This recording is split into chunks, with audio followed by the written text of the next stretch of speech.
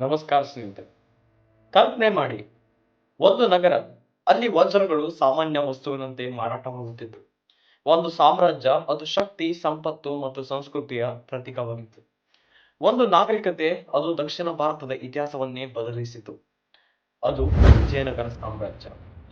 ಇದು ಕೇವಲ ಒಂದು ರಾಜ್ಯದ ಕಥೆಯಲ್ಲ, ಇದು ಉದಯ ವೈಭವ ಮತ್ತು ಪತನದ ಮಹಾಕಾವ್ಯ. ಇಂದು ನಾವು ವಿಜಯನಗರ ಸಾಮ್ರಾಜ್ಯದ ಅದ್ಭುತ ಪ್ರಯಾಣವನ್ನ ಆಳವಾಗಿ ತಿಳಿದುಕೊಳ್ಳೋಣ.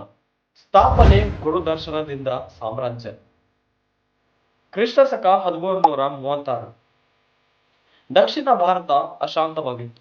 ಆಕ್ರಮಣಗಳು ಮತ್ತು ರಾಜಕೀಯ ಗೊಂದಲ ಜನರ ಭವಿಷ್ಯವನ್ನ ಅಸ್ಪಷ್ಟಗೊಳಿಸಿತು. ಅಂತಹ ಸಮಯದಲ್ಲಿ ಇಬ್ಬರು ಸಹೋದರರು, ಹರಿಹರ ಮತ್ತು ಬುಕ್ಕ, ಒಂದು ಮಹತ್ವದ ನಿರ್ಧಾರ ಕೈಗೊಂಡರು. ಆದರೆ ಈ ನಿರ್ಧಾರದ ಹಿಂದೆ ಒಬ್ಬ ಮಹಾನ್ ಗುರುವಿನ ಪ್ರೇರಣೆ ಇತ್ತು, ಶ್ರೀ ವಿದ್ಯಾರಣ್ಯ. ಅವರ ಮಾರ್ಗದರ್ಶನ ಮತ್ತು ಆಶೀರ್ವಾದದಿಂದ ಹಂಪಿಯ ಕಲ್ಲಿನ ಮಧ್ಯೆ ಒಂದು ಹೊಸ ಸಾಮ್ರಾಜ್ಯ ಹುಟ್ಟಿಕೊಂಡಿತು. ಅದು ಕೇವಲ ರಾಜಕೀಯ ಶಕ್ತಿ ಅಲ್ಲ, ಅದು ಸಂಸ್ಕೃತಿಯನ್ನ ರಕ್ಷಿಸುವ ಒಂದು ಧ್ಯೇಯವಾಗಿತ್ತು. ಕೃಷ್ಣ ದೇವರಾಯನ ಸ್ವರ್ಣಯುಗ. 16ನೇ ಶತಮಾನದಲ್ಲಿ ವಿಜಯನಗರ ತನ್ನ ವೈಭವದ ಉಚ್ಚ ಶಿಖರ ತಲುಪಿತು. ಈ ಸುವರ್ಣ ಯುಗದ ಕೇಂದ್ರ ಬಿಂದು ಕೃಷ್ಣ ದೇವರಾಯ. ಅವರು ಯುದ್ಧದಲ್ಲಿ ಅಜೇಯರು, ಆಡಳಿತದಲ್ಲಿ ದೂರದರ್ಶಿಗಳು.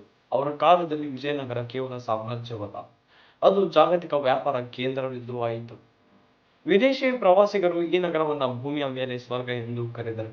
ಸಂಸ್ಕೃತಿ ಮತ್ತು ವಾಸ್ತುಶಿಲ್ಪ. ವಿಜಯನಗರ ಕಲೆ ಮತ್ತು ವಾಸ್ತುಶಿಲ್ಪದ ಅದ್ಭುತ ಕೇಂದ್ರವಾಯಿತು. ಭವ್ಯ ದೇವಾಲಯ, ವಿಶಾಲ ಮಾರುಕಟ್ಟೆಯ ಮತ್ತು ಸೂಕ್ಷ್ಮ ಶಿಲ್ಪಕಲೆ ಸಾಮ್ರಾಜ್ಯದ ಸೃಜನಶೀಲತೆಯನ್ನು ತೋರಿಸುತ್ತದೆ. ನಗರ ಯೋಜನೆ ಮತ್ತು ನೀರಾವರಿ ವ್ಯವಸ್ಥೆ ಕಾಲಕ್ಕಿಂತ ಹೊಂದಿತ್ತು. ಕನ್ನಡ, ತೆಲುಗು, ತಮಿಳ್ ಮತ್ತು ಸಂಸ್ಕೃತ ಸಾಹಿತ್ಯ ಬೆಳೆಯಿತು. ಧಾರ್ಮಿಕ ಸಹಿಷ್ಣುತೆ ಸಮಾಜದ ಪ್ರಮುಖ ಲಕ್ಷಣವಾಗಿತ್ತು. ಯುದ್ಧಗಳು ಮತ್ತು ಆಡಳಿತ ವ್ಯವಸ್ಥೆ. ವಿಜಯನಗರದ ಶಕ್ತಿಯ ಹೃದಯ ಅದರ ಬಲಿಷ್ಠ ಸೇನೆ, ಕಾಳಾಳು ಪಡೆ, ಕುದುರೆ ಪಡೆ ಮತ್ತು ಆನೆಪಡೆ ಶತ್ರುಗಳಿಗೆ ಭಯ ಹುಟ್ಟಿಸಿತ್ತು. ಆಡಳಿತ ವ್ಯವಸ್ಥೆ ಶಿಸ್ತಿನಿಂದ ಕೂಡಿತು. ಪ್ರಾಂತಗಳಾಗಿ ವಿಭಜಿಸಿದ ರಾಜ್ಯ ಕೃಷಿ ಮತ್ತು ವ್ಯಾಪಾರದಿಂದ ಸಮೃದ್ಧವಾಗಿತ್ತು. ಆದರೆ ಪ್ರತಿಯೊಂದು ಮಹಾ ಸಾಮ್ರಾಜ್ಯಕ್ಕೂ ಒಂದು ಪರೀಕ್ಷೆಯ ಕ್ಷಣ ಬಂದೇ ಬರುತ್ತದೆ. ತಾಳಿಕೋಟೆಯ ಯುದ್ಧ ಮತ್ತು ಪತನ. ಕ್ರಿಸ್ತ ಶಕ 1565. ತಾಳಿಕೋಟೆಯ ಸಮರ ಭೂಮಿಯಲ್ಲಿ ಇತಿಹಾಸವೇ ಬದಲಾಗಿದೆ.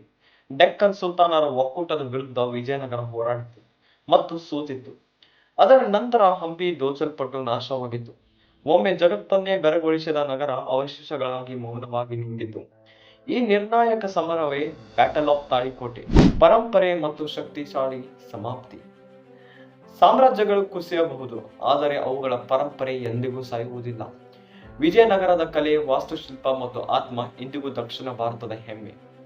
ಹಂಪಿಯ ಕಲ್ಲುಗಳು ಇನ್ನೂ ಒಂದು ಕತೆ ಹೇಳುತ್ತದೆ, ಮಾನವನ ಸೃಜನಶೀಲತೆ, ಶಕ್ತಿ ಮತ್ತು ಇತಿಹಾಸದ ಅನಂತ ಪಯಣದ ಕತೆ. ಧನ್ಯವಾದಗಳು ಸ್ನೇಹಿತರೆ.